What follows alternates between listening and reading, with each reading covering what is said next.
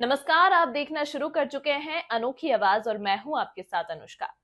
उत्तर प्रदेश विधानसभा के शीतकालीन सत्र की शुरुआत हो चुकी है। सत्र की शुरुआत हंगामे के साथ हुई है। सदन में संभल का मामला गरमाया हुआ है।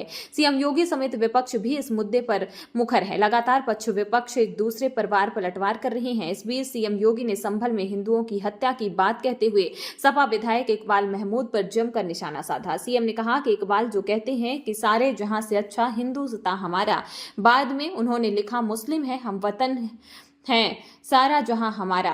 योगी ने आगे कहा कि बहराइच में परंपरागत जुलूस था जिस पर हमला हुआ। हिंदू मस्जिद के सामने से अपना जुलूस क्यों नहीं निकालेंगे? मैं राधे राधे बोलकर अपना जीवन बिता सकता हूं, मुझे किसी स्लोगन की जरूरत नहीं है।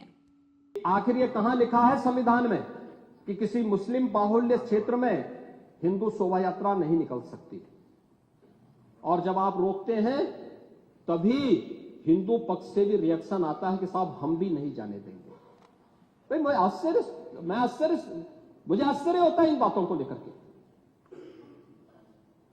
कि मस्जिद के सामने से नहीं निकलने देंगे। क्यों नहीं निकलने देंगे? ये सड़क क्या किसी की है क्या? ये सार्वजनिक मार्ग है, कैसे आप रोक सकते हैं? परंपरागत बहराइच में भी वो परंपरागत जुलूस था, परंपरागत जुलूस था। वही मैं कह रहा हूं, परंपरागत जुलूस था और उसी परंपरागत जुलूस को आगे बढ़ाने के लिए सारे कार्यक्रम संपन्न हुए थे, आगे भी संपन्न होंगे। लेकिन ये चीजें तय करना, ये कहना कि उत्तेजक नारे लगाए जा रहे थे, जय श्री राम का नारा उत्तेजक नहीं है, ये हमारी श्रद्धा का नारा है, हमारी आस्था का प्रतीक है। कल मैं आपसे कहूंगा कि अल्लाह अकबर का जो स्लोगन है ये हमें अच्छा नहीं लगता। नहीं, आपको हम रोकें तो क्या आपको अच्छा लगेगा? नहीं, आपको नहीं, मुझे मतलब होने की आवश्यकता ही नहीं, मुझे आवश्यकता ही नहीं इसकी। नहीं, मुझे इसकी आवश्यकता ही नहीं है, मुझे इसकी आवश्यकता ही नहीं, क्योंकि मेरी तो विरासत इतनी लंबी चौड़ी है, इतनी प्राचीन है कि मैं उस परंपरा को ही लेकर के चले जाऊं। मैं जय श्री राम का नारा, हर हर महादेव का नारा और राधे राधे राधे राधे के संबोधन से ही अपना पूरा जीवन काट सकता हूं। मुझे किसी और स्लोगन की आवश्यकता ही नहीं है। मुझे कोई अन्य नारे की आवश्यकता ही नहीं है, कोई अन्य संबोधन की आवश्यकता नहीं। लेकिन मैं आपसे कहना चाहता हूं, कल कोई आपसे कहेगा, कोई हिंदू भी ये कहेगा कि साहब हमें भी परेशानी है, आप लोग मत बोलिए, क्या आपको अच्छा लगेगा? और कोई भजन गाया जा रहा है, आप उस भजन को अश्लील कैसे कह सकते हैं? कैसे कह सकते हैं? कांवड़ यात्रा में क्या अश्लील गाने बजते हैं? अरे भगवान शिव के गाने बजते हैं, भगवान शिव के भजन गाए जाते हैं।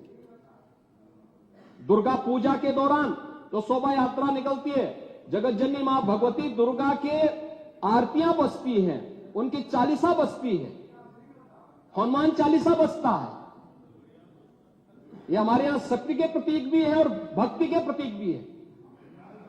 नहीं तो वही तो ऐतराज है, समस्या तो उसी बात को लेकर के है, सारा विवाद तो उसी बात को लेकर के है, सारा विवाद तो उसी बात को लेकर के है।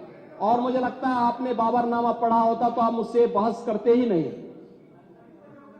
जिसमें स्वयं मीर बाकी के द्वारा हरिहर मंदिर तोड़ने का जिक्र किया गया है। क्या बात करते हैं आप?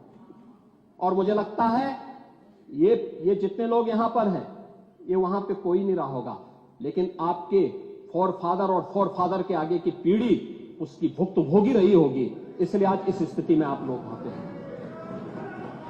कुंदरकी में लोगों का एहसास हुआ है, एक दिन एहसास आपको भी होगा और जरूर होगा।